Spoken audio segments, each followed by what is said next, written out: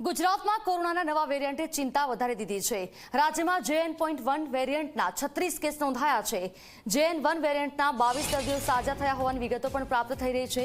કેટલાક દર્દીઓ હોમ આઇસોલેશનમાં પણ છે। રાજ્યમાં કોરોનાના એક્ટિવ કેસ 67 છે, તો દેશમાં કોરોનાના નવા 702 કેસ નોંધાયા છે।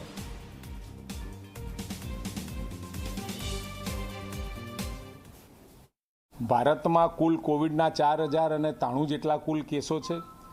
ગુજરાતમાં 67 જેટલા અને JN.1ના જે વારંવાર વિષય આવે છે કે JN.1, તો JN.1ના 36 જેટલા કેસો આપણા રાજ્યમાં ધ્યાનમાં આવ્યા છે।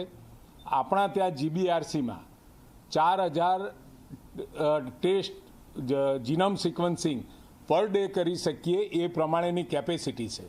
આપણા ત્યાં આવતા તમામ કેસોનું જીનોમ સિક્વન્સિંગ કરીએ છીએ। એના કારણે બીજા રાજ્યોમાં આ પ્રકારની વ્યવસ્થાઓ બધા કેસોની કરી શકાય એવી છે કે નહીં, એ એક પ્રશ્નાર્થ ચિહ્ન છે।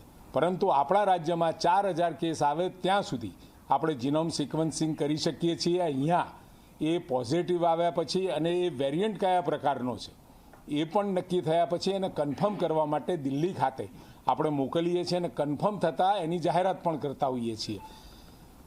સમગ્ર જે કેસ ભારતમાં આવ્યા છે એમાં સૌથી વધારે ગુજરાતના છે, કારણ કે આપણે તમામ કેસોનું જીનોમ સિક્વન્સિંગ કરીએ છીએ।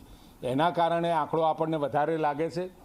આપણે કુલ કેસ જે આવ્યા છે જે 36, એ 36માંથી 22 રિકવર થઈ ગયા છે અને અત્યારે 14 હોમ આઇસોલેશનમાં છે।